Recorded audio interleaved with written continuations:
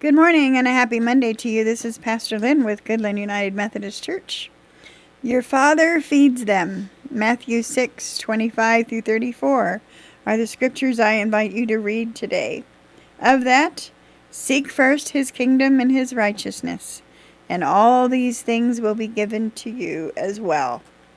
Have you ever met a self-made person? These are people who have taken full advantage of every opportunity to become successful.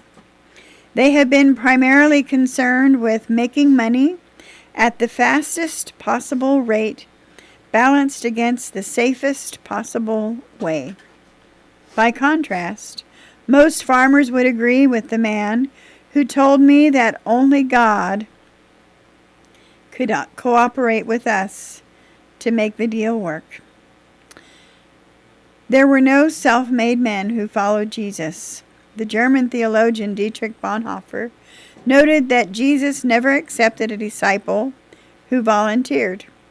Each disciple was called. Jesus did the choosing. Think about that for just a moment. One lesson Jesus tried to teach his disciples over and over again: trust God and trust me. When he saw Peter, James, and John and their boat, whether they were riding in a storm-tossed boat or trying unsuccessfully to heal a sick child, or wondering where their next meal was coming from, the disciples usually failed to trust.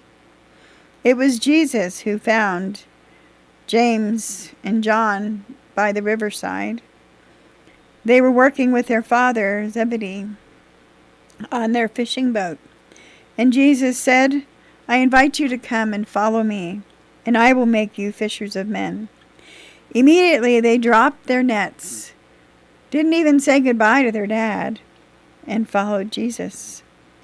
He found Matthew sitting in his little office, a tax collector, one of the most hated people of all people. Well, I don't know too many people that like tax collectors even today. And Jesus said, "You've made lots of money, but I want to show you how to save souls." And immediately Matthew said, "I will give back 2 or 3 times what I've taken from people." And he left his little office and he followed Jesus. Jesus tried to convince each of the disciples, as he tries to convince us, that the kingdom of God ought to be our main concern. If we are occupied with God's will in the world, the Father will provide for our physical needs. Jesus demonstrated the truth of his teaching by stretching a few loaves of bread and a few fish to feed thousands of people. But do we really trust him today?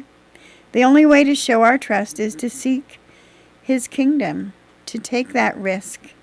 Those who don't are disappointed. Lord, give us faith to trust you for the care of our body and the care of our soul. Have a great week.